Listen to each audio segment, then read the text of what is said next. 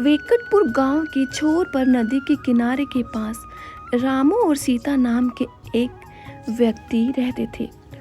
वो मिट्टी के घर में रहते थे। उनके पास 1 एकड़ सूखी खेती की ज़मीन थी।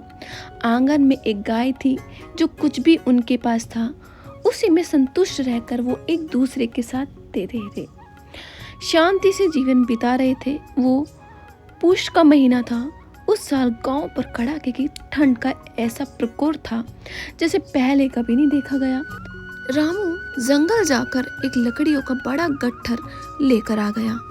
एक दिन शाम को जब दोनों बरामदे में बैठकर अंगीठी के पास ठंड ताप रहे थे, तभी सीता ने देखा कि पीछे उसका भाई और उसकी भाभी गांव से उनसे मिलने आए अरे हैं। भैया भाभी, इस ठंड में बिना बताए कैसे आ गए आप? अरे क्या करे सीता, हमारे गांव में तो इससे भी ज्यादा ठंड है।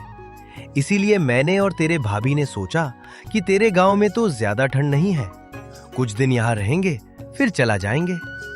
बाप रे, तुम्हारे गांव का रास्ता बहुत ही खराब है। गाड़ी के झटकों से कमर टूट गई।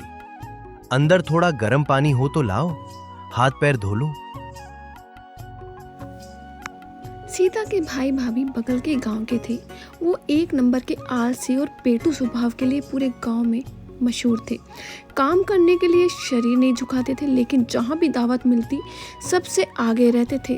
अपने भैया और भाभी के आने की खुशी में सीता ने उस रात एक बड़ा उत्सव मनाया। उसने जमा की हुई दाल मिलाकर मूंग दाल, गर्मा गर्म रस, बैंगन की सब्जी, पनीर की सब्जी, दाल चावल, काफ़ी सारे खाने के अलग अलग पकवान बनाए थे। लेकिन उन दोनों ने मिलकर 4 लोगों का बना हुआ खाना दोनों अकेलों ने ही खत्म कर दिया। पूरा खाना खत्म करके दोनों मस्त डकार के सो गए। बेचारे राम और सीता को कुछ भी उस दिन खाने को नहीं मिला। दोनों सिर्फ खाली पानी पीकर सो गए। अगले दिन राम बेचारा अपने खेत पर चला गया और सीता अपने घर के कामों में लगी रही। सूरज सर पे आ गया, लेकिन वो दोनों अभी तक सोकर भी नहीं उठे थे। जैसे ही सोकर उठा, अंगीठी के सामने जमकर बैठ गया। गंगा रात के बर्तन बैठकर धो रही थी। उधर उसकी भाभी से बात भी कर रही थी। राम खेत से लौटकर आ गया।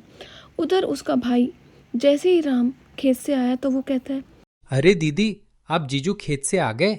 उनको बहुत जोर से भूख लगी होगा, है ना? आपको गर्मा गर्म खाना बनाओ।